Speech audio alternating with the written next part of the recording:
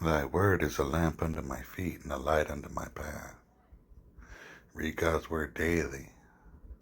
Join me in 2Samuel 13 through 15. But first, the gospel. For God so loved the world that he gave his only begotten Son, that whosoever believeth in him should not perish but have everlasting life.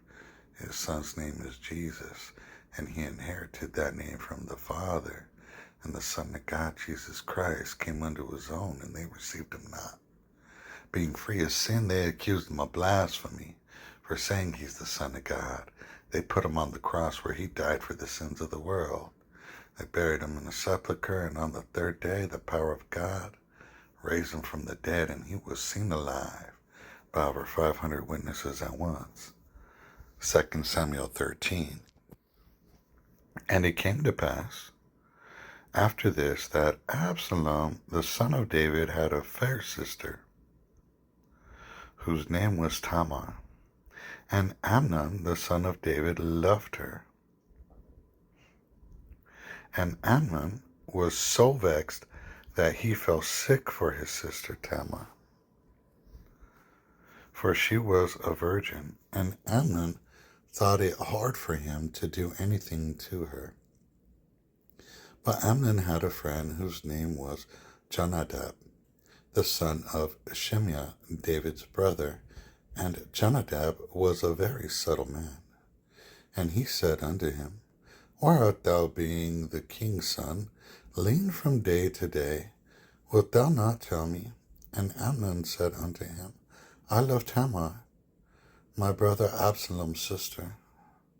And Jonadab said unto him, Lay thee down on thy bed, and make thyself sick, and when thy father cometh to see thee, say unto him, I pray thee, let my sister Tamar come, and give me meat, and dress the meat in my sight, that I may see it, and eat it at her hand. So Amnon lay down, and made himself sick, and when the king was come to see him, Amnon said unto the king, I pray thee, let Tamar my sister come, and make me a couple of cakes in my sight, that I may eat at her hand.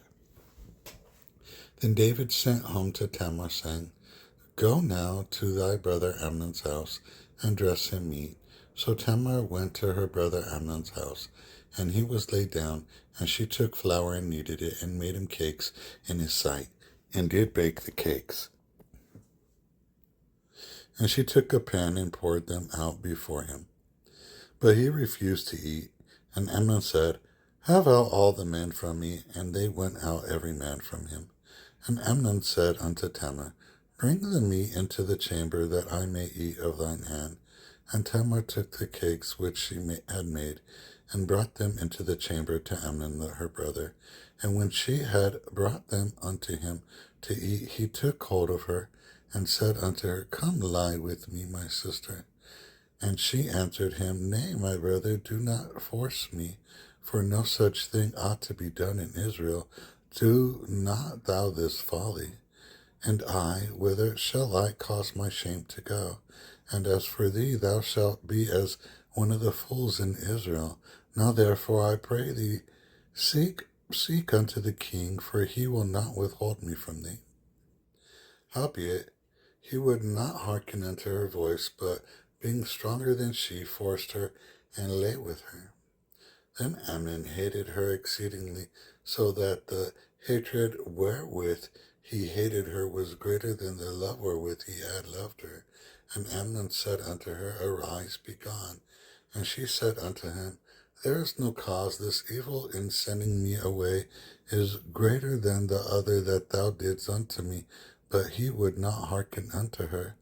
Then he called his servants that ministered unto him, and said, Put now this woman out from me, and bolt the door after her. And she had a garment of divers colors upon her, for with such robes were the king's daughters that were virgins apparel. Then his servant brought her out, and bolted the door after her. And Tamar put ashes on her head, and rent her garments of divers colors that was on her, and laid her hand on her head, and went on crying. And Absalom her brother said unto her, Hath Haman thy brother been with thee? But hold now thy peace, my sister. He is thy brother. Regard not this thing. So Tamar remained desolate in her brother Absalom's house. But when King David heard of all these things, he was very wroth. And Absalom spake unto his brother Amnon, neither good nor bad, for Absalom hated Amnon, because he had forced his sister Tamar. And it came to pass, after 2 full years, that Absalom had sheep shears in Baalhazor, which is beside Ephraim, and Absalom invited all the king's sons. And Absalom came to the king and said, Behold, now thy servant hath sheep shears. Let the king, I beseech thee, and his servants go with thy servant. And the king said to Absalom, Nay, my son, let us not all now go, lest we be chargeable unto thee. And he pressed him. Howbeit he would not go, but blessed him. Then said Absalom, If not, I pray thee, let my brother Amnon go with us. And the king said unto him, Why should he go with thee? But Absalom pressed him, and he let Amnon and all the king's sons go with him. Now Absalom had commanded his servants, saying, Mark ye now when Amnon's heart is merry with wine, and when I say unto you, Smite Amnon, then kill him, fear not. Have not I commanded you? Be courageous and be valiant. And the servants of Absalom did unto Ammon as Absalom had commanded. Then all the king's sons arose, and every man got him up upon his mule and fled. And it came to pass, while they were in the way, that tidings came to David, saying, Absalom hath slain all the king's sons, and there is not one of them left.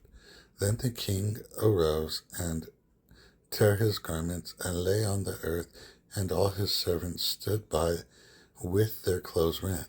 And Jonadab, the son of Shimeah, David's brother, answered and said, Let not my lord suppose that they have slain all the young men, the king's sons. For Amnon only is dead, for by the appointment of Absalom this had been determined from the day that he forced his sister Tamar. Now therefore let not my lord the king take the thing to his heart, to think that all the king's sons are dead, for Amnon only is dead. But Absalom fled, and the young men that kept the watch lifted up his eyes and looked, and behold, there came much people by the way of the hillside behind him. And Jonadab said unto the king, Behold, the king's son come. And thy servant said, So it is. And it came to pass, as soon as he had made an end of speaking, that, behold, the king's sons came, and lifted up their voice, and wept, and the king also, and all his servants wept very sore. But Absalom fled, and went to Talmai, the son of Ammihud, king of Geshur, and David mourned for his son every day. So Absalom fled, and went to Geshur, and was there 3 years. And the soul of King David longed to go forth unto Absalom, for he was comforted concerning Amnon, seeing he was dead.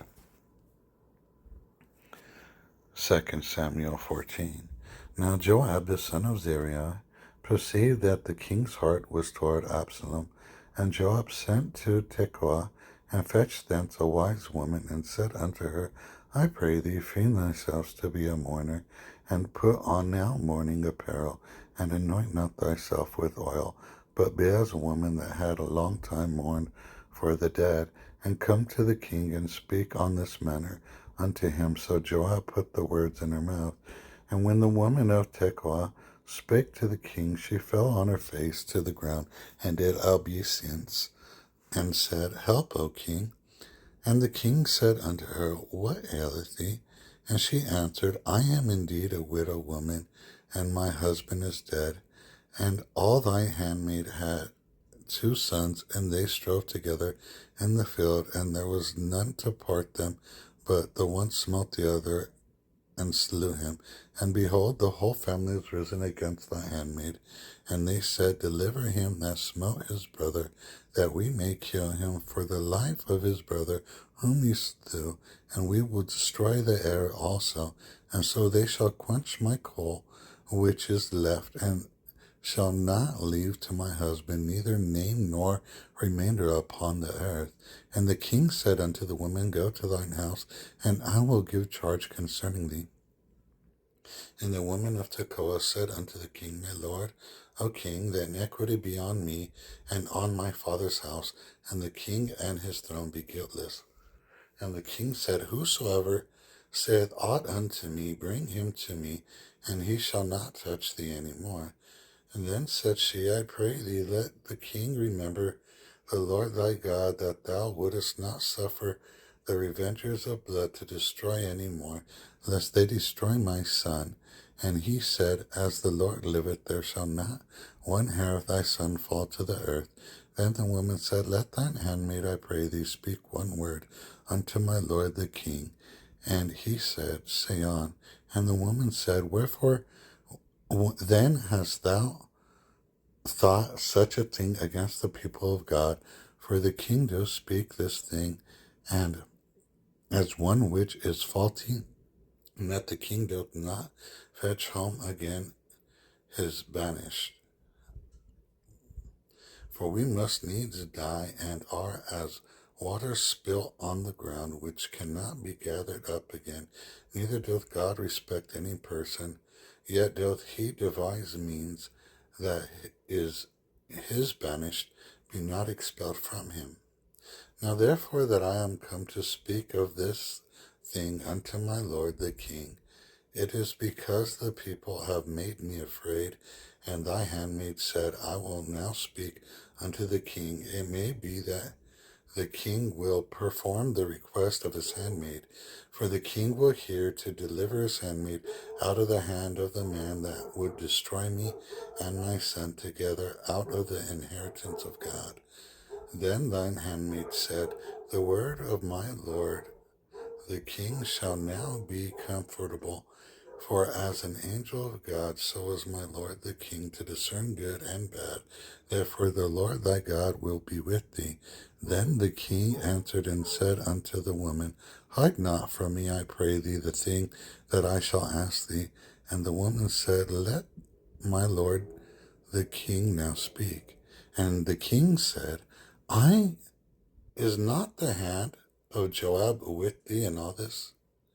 And the woman answered and said, As thy soul liveth, my lord the king, none can turn to the right hand nor to the left from aught that my lord the king hath spoken. For thy servant Joab, he bade me, and he put all these words in the mouth of thine handmaid. To fetch about this form of speech hath thy servant Joab done this thing, and my Lord is wise, according to the wisdom of an angel of God, to know all the things that are in the earth. And the king said unto Joab, Behold now, I have done this thing. Go therefore, bring the young man Absalom again. And Joab fell to the ground on his face, and bowed himself, and thanked the king. And Joab said, Today thy servant knoweth that I have found grace in thy sight, O Lord, O king, and that the king hath fulfilled the request of his servant. So Joab arose and went to Geshur, and brought Absalom to Jerusalem. And the king said, Let him turn to his own house, and let him not see my face. So Absalom returned to his own house, and saw not the king's face. But in all Israel there was none to be so much praised as Absalom for his beauty, and from the sole of his foot even to the crown of his head, there was no blemish in him.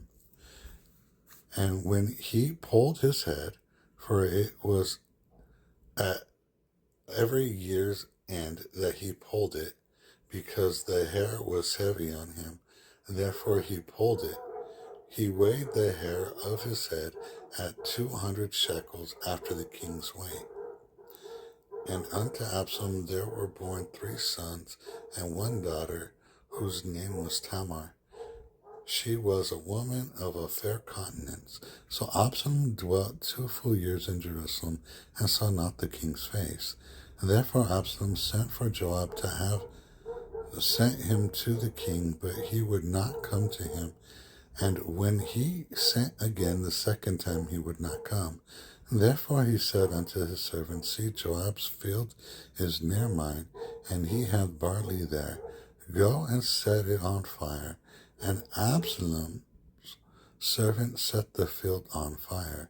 Then Joab arose and came to Absalom unto his house, and said unto him, Wherefore have thy servant set my field on fire?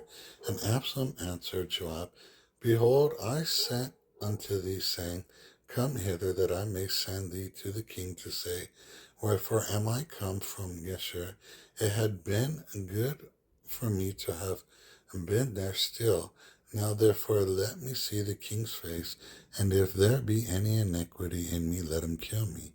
So Joab came to the king and told him, and when he had called for Absalom, he came to the king and bowed himself on his face to the ground before the king, and the king kissed Absalom.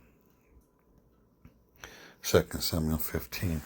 And it came to pass after this, that Absalom prepared him chariots and horses and 50 men to run before him. And Absalom rose up early and stood beside the way of the gate. And it was so that when any man that had a controversy came to the king for judgment, then Absalom called unto him and said, Of what city art thou? And he said, Thy servant is of one of the tribes of Israel. And Absalom said unto him, See, thy masters are good and right, but there is no man deputed of the king to hear thee. Absalom said moreover, O that I were made judge in the land, that every man which hath any suit or cause might come unto me, and I would do him justice. And it was so that when any man came nigh to him to do him obeisance, he put forth his hand and took him and kissed him. And on this manner did Absalom to all Israel that came to the king for judgment. So Absalom stole the hearts of the men of Israel. And it came to pass after 40 years that Absalom said unto the king, I pray thee, let me go and pay my vow which I have vowed unto the Lord in Hebron. For thy servant vowed a vow while I abode at Geshur in Syria, saying, If the Lord shall bring me again indeed to Jerusalem, then I will serve the Lord. And the king said unto him, Go in peace. So he arose and went to Hebron. But Absalom sent spies throughout all the tribes of Israel, saying, As soon as ye hear the sound of the trumpet, then ye shall say, Absalom reigneth in Hebron. And with Absalom went 200 men out of Jerusalem that were called, and they went in their simplicity, and they knew not anything. And Absalom sent for Ahithophel, the Gilonite, David's counselor, from his city, even from Gilead, while he offered sacrifices, and the conspiracy was strong, for the people increased continually with Absalom. And there came a messenger to David, saying, The hearts of the men of Israel are after Absalom. And David said unto all his servants that were with him at Jerusalem, Arise and let us flee, for we shall not else escape from Absalom. Make speed to depart, lest he overtake us suddenly, and bring evil upon us, and smite the city with the edge of the sword. And the king's servants said unto the king, Behold, thy servants are ready to do whatsoever my lord the king shall appoint. And the king went forth, and all his household after him. And the king left 10 women, which were concubines, to keep the house. And the king went forth, and all the people after him, and tarried in a place that was far off. And all his servants passed on beside him, and all the Cherethites, and all the Pelethites, and all the Gittites, 600 men, which came after him from Gath, passed on before the king. Then said the king to Ittai the Gittite, Wherefore goest thou also with us? Return to thy place, and abide with the king, for thou art a stranger and also an exile. whereas thou comest but yesterday. Should I this day make thee go up and down with us, seeing I go whither I may? Return thou and take back thy brethren. Mercy and truth be with thee. And Ittai answered and said, King, and said, As the Lord liveth, and as my lord the king liveth, surely in what place my lord the king shall be, whether in death or life, even there also will thy servant be. Then David said unto Ittai, Go and pass over. And Ittai the Gittite passed over, and all his men, and all the little ones that were with him. And all the country wept with a loud voice, and all the people passed over. The king also himself passed over the brook Kidron, and all the people passed over toward the way of the wilderness. And lo, Zadok also, and all the Levites were with him, bearing the ark of the covenant of God. And they set down the ark of God, and Abiathar went up until all the people had done passing out of the city. And the king said unto Zadok, Carry back the ark of God into the city. If I shall find favor in the eyes of the Lord, he will bring me again and shew me both it and his habitation. But if he thus say, I have no delight in thee, behold, here am I, let him do to me as seemeth good unto him. The king said also unto Zadok the priest, Art not thou a seer? Return into the city in peace, and your 2 sons with you, Ahimaaz thy son, and Jonathan thy son of Abiathar. See, I will tarry in the plain of the wilderness until there come word from you to certify me. Zadok therefore and Abiathar carried the ark of God again to Jerusalem, and they tarried there. And David went up by the ascent of Mount Olivet, and wept as he went up, and had his head covered, and he went barefoot. And all the people that was with him covered every man his head, and they went up weeping as they went up.